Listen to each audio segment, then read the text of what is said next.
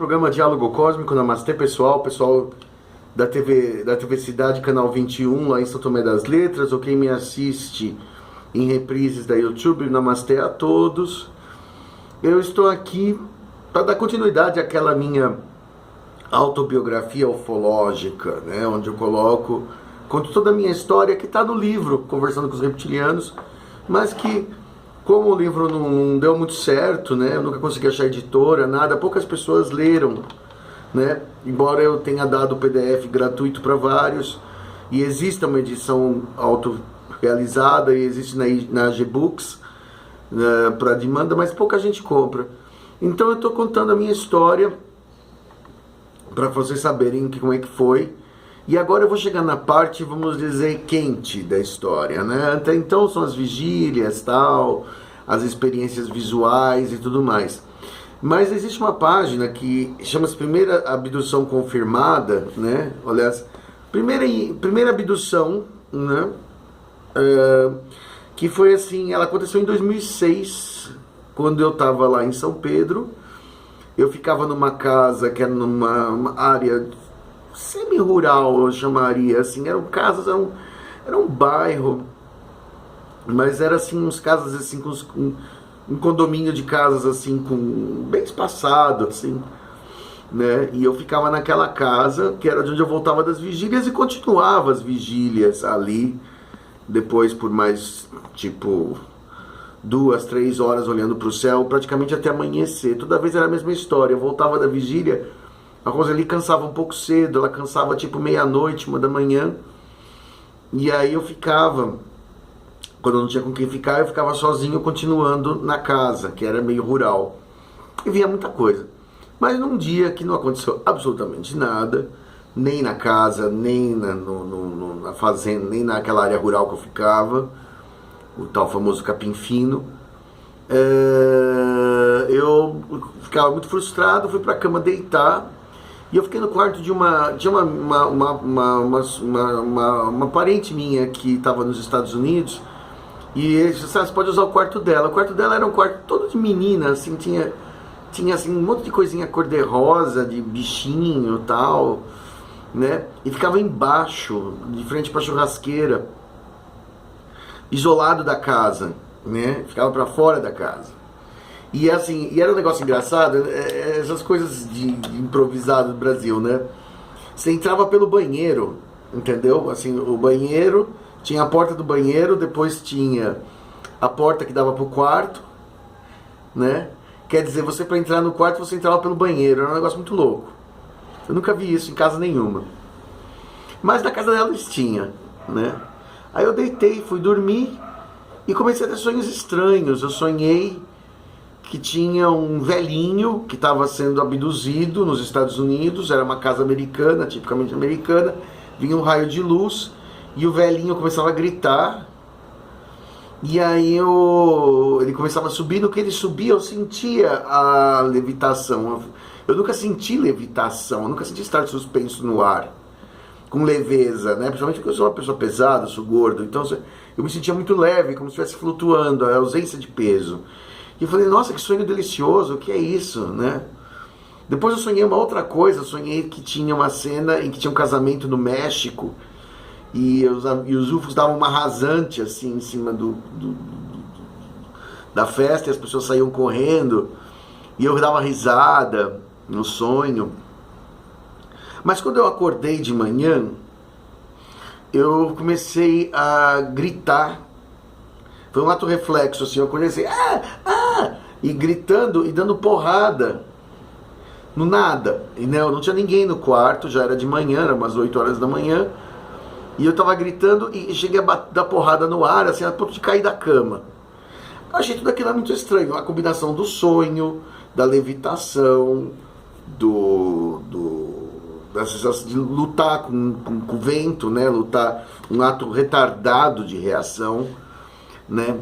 Eu, como tenho um certo conhecimento de ufologia, eu falo assim, bom, isso aí só pode significar uma coisa, isso parece ser sintoma de abdução, porque eu nunca tive esse tipo de comportamento, eu não tenho sonambulismo, eu não faço, até onde eu sabia, não fazia esse tipo de projeção astral, que eu saía do corpo, saía voando, né?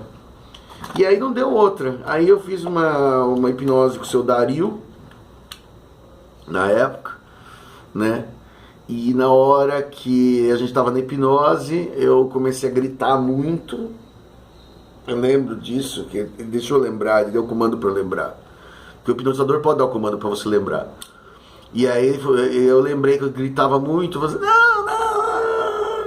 E aí ele fez assim, uma coisa de hipnotizador, ele falou assim, eu pego com a sua mão o seu medo e jogo fora, conta a história, né? E aí ele contou pra mim, eu comecei a contar o que eu tinha visto, aí eu comecei a relatar, e aí tá aqui o texto, inclusive, né? Eu falei assim, são 3. E aí ele perguntou, como eles são? Eu falei, 3 greys, aquilo que se espera ver. Quer dizer, eu já sei o que é um grey. Então eu falei assim, são 3 greys. Eram 3 greys, 3 cinzões com aquela cabeçona ou olhão. E o terapeuta fala assim, o que eles querem? Eu falei assim, fazer exame médico. 3 médicos. 1 médico e 2 guardas. Eu via que tinha um médico. Os 3 estavam usando um traje preto com uma barra verde. Ele estava usando uma valise, tipo de médico mesmo, com uma caneta. E essa caneta tinha uma ponta verde, que era a ponta verde que era por onde ele fazia os exames e também por onde ele me controlava, quer dizer, ele me paralisava, ele fazia o exame médico por aquilo, né? E por onde eles entraram? Eles atravessaram a porta do banheiro, ou seja, eles entraram, atravessando a matéria sólida, entraram pelo banheiro, que seria a entrada do lugar, né? Isso foi o que me aterrorizou mais. Quando eu vi eles atravessando a porta do banheiro, a porta sólida do banheiro, aí já na regressão hipnótica, é a hora que eu já começo a gritar. Só que eu tô sozinho lá na frente da casa, do outro lado da casa, ninguém ouviu. Se eu ouvisse também não ia poder fazer nada, mas, entendeu? Porque a coisa, você sabe que ET neutraliza os outros, né? Fala assim, depois, eles me paralisaram, quer dizer, ele já deu aquele... Não é aquele neuralizer lá, aquela caneta dele. E aí ele me fez levantar na cama, 1 metro. Quer dizer, o momento que eu sonho que o velhinho está sendo abduzido, é o momento que ele me colocou 1 metro acima da cama, né, para executar o exame médico. Ele tinha essa mesma caneta, ou outra caneta, sei lá o que ele usou, prestou atenção nesse tipo de detalhe, estava muito assustado. Ele passava por baixo, por cima do meu corpo, é uma espécie de scanner.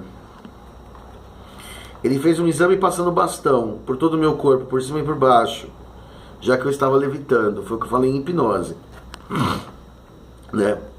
Eu via muito claramente o que havia se passado. Se eles eram greys, mais altos que o normal, tinham 1,70 m. Não era aquele mini grey, é aquele grey chef, entendeu? Que a gente chama de grey chef, que é o grey mais alto, que é o grey que manda mais, né? Quer dizer, famosos olhos negros gigantescos, narina diminuta, a boca era só um rasgo fino, sem orelhas aparentes, caminhando com naturalidade. Tem gente que diz que eles caminham de meio engraçadinho, assim, o meu parecia caminhar com muita naturalidade. E as mãos eu jamais esquecerei. O que marcou mais, que eu lembro, é que a mão deles pareciam pés de galinha. Assim, lembrava muito pé de galinha, era longo, assim, com garras afiadas e pele rugosa e os dedos longos, tá? Eu não lembro, eu acho que eu vi 4. Tinha um polegar e mais 3 assim, bem longo, assim, caidão, assim, o braço comprido, né? Eu não tive como evitar o medo instintivo, mesmo sabendo que não me fariam mal. O médico carregava uma valise e um bastão com uma luz verde na ponta, coisa largamente descrita na ufologia. O mais curioso ainda é que tudo estava claro, embora fosse tarde da noite. Eu não me lembro deles terem acendido a luz, mas eles tinham uma coisa que produzia luz. Era engraçado isso. Eles deixavam depois me disseram que em projeção astral isso acontece, mas eu não sei se eles tinham uma coisa que realmente espalhava fótons pela sala. Parecia que a luz estava acesa, mas a lâmpada estava apagada, como se fosse dia, né? Mas eu sabia que não era natural. O médico falava mentalmente, telepaticamente, embora inexpressivo, podia sentir uma emoção vinda dele. O ser olhou para mim, olho no olho, e falou assim: olha, esse comportamento medroso vindo de você, sendo quem você é ridículo. Recomponha-se. Eu digo, recomponha-se. Porque comecei assim, mostrar medo. E ele falou assim: mas medo do que, cara? Você mexe com isso, né? Você esperava ver o quê? Né? Você é muito parecido com isso aqui mesmo, assim, que eu tirei na foto. Cabeça larga, olhão, entendeu? Muito parecido com o El Grey mesmo. Eu falei assim: mas o que te deu ter medo disso, né? A gente não esperava uma reação tão covarde de alguém que, teoricamente, ensina isso, né? Aí ele ficou assim, meio de saco cheio, e falou assim: olha, vamos fazer o seguinte, sonha que isso é um sonho, né? Quer dizer, da hora que ele deu o comando com o bastão, aí que eu comecei a sonhar na cena, apaguei, né? Não dá pra você ficar consciente, então você vai sonhar, que é uma pena que tenha sido assim, né? Você vai sonhar que viu um velhinho, entendeu? Você vai sonhar, né? Então o meu subconsciente produziu essa cena do velhinho sendo abduzido depois da festa mexicana, mas aquilo foi tudo o que a gente chama de screen memory, né? Quer dizer, memória que encobre trauma, quer dizer, porque eu sabia que estava sendo abduzido e não tinha como escapar daquilo, mas no sonho eu estava me divertindo, dando risada, né? Aí ele fala uma coisa, ele faz um diagnóstico, né? Passa o scanner lá e fala pra mim: sua genética é péssima, você realmente nasceu para morrer cedo, tudo em você está estragado, você definitivamente não serve para experimentos de procriação e aprimoramento genético. Quer dizer, porque no mundo Grey, isso eu entendi bem naquela hora, que você reproduz quando você tem bons genes. Você não reproduz assim porque você acha que você quer ter filho, né? Você reproduz os seus genes que você vai passar para a sua geração para aprimorar a espécie, né? Mas você serve para o nosso contato mental, e por isso eu vou consertá-lo um pouco, para que dure um pouco mais. Aí ele fez umas ações no meu corpo, para que eu tivesse uma saúde um pouco melhor. Realmente, naquela época eu tinha meus 40 anos, eu estava mais doente do que eu estou agora. Entendeu? Isso é muito estranho, né? Eu ia ao médico toda hora. Percebendo que eu não me acalmava, o ET Cinza, decepcionado com minha conduta medíocre, disparou contra mim um raio sonífero e disse: nesse caso, sonhe como se tudo fosse um sonho, o que eu já acabei de falar. E aí na saída ele falou assim, ele ficou bastante decepcionado com o meu comportamento. Eu não saberia dizer, ele não tinha traços de tristeza, mas dava para perceber que ele não estava contente, entendeu? Porque foi meio que um fiasco, um medo que eu mostrei que foi fora de lugar. E aí ele falou assim para mim: olha, nós vamos dar 2 anos para você de férias, porque realmente você traumatiza muito nessas situações, né? E aí realmente aconteceu que nos 2 anos subsequentes, que vamos dizer foi 2007, 2008, teve uma queda brutal nos meus avistamentos, né? Embora aquele exame médico fosse preparatório para outras coisas que eu ia passar ainda naquele ano, né? Que seria o encontro com os reptilianos, que seria o encontro com os nórdicos, entendeu? Mas talvez um encontro astral, mas assim, abdução física forte mesmo, notável, né? Tanto que no dia seguinte eu tava com um sono absurdo, entendeu? Eu dormia... Você falava comigo bom dia, eu falava bom dia. Dormia, entendeu? Eu levantei 8 da manhã, mas eu levantei 8 da manhã como se eu não tivesse dormido por 2 dias, entende? Assim, eu não conseguia mais fazer lé com cré, não entendia mais o que tava falando. Muito sono, mas muito sono extremo mesmo, né? Os avistamentos e as experiências declinaram gradativamente, as vigílias esfriaram um pouco, né? Mas a minha paranormalidade começou a aflorar e as experiências astrais começaram a se tornar mais comuns. Foi uma das modificações realizadas pelo doutor alienígena.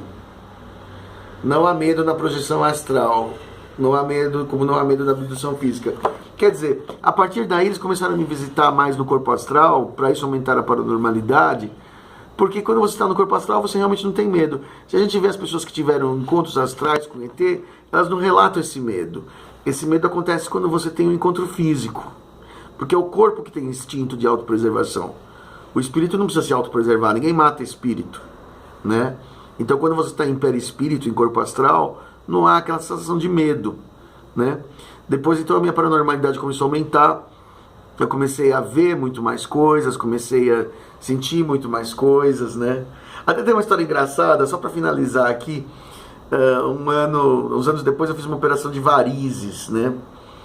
E eu fiz com um médico, um homem muito simpático, um senhor judeu, chamava-se o professor Salomão, e aí ele falou assim pra mim, ele fez a cirurgia na hora do fim da cirurgia, quando eu acordei, ele falou, olha, tá tudo certo, seu Francisco, parabéns por não ter feito nenhum mimimi durante a cirurgia, porque tem gente que faz frescura, choraminga, fraqueja, e você foi dignamente para a mesa de operação, sem falar nada, né? Eu ainda estava meio grogue da sedação, aí eu olhei para ele falando assim, doutor, uma pessoa que foi examinada por médicos alienígenas jamais vai ter medo de médicos humanos. E ele olhou assim, deu risada, ele achou aquilo uma brincadeira, tava grog, né? Uma pessoa grog fala qualquer coisa, mas não era brincadeira. Eu não sei se ele, eu nunca mais vou saber se ele entendeu a coisa como, eu acho que não, acho que ele entendeu como uma piada de uma pessoa que tá louca, entendeu? Mas foi isso.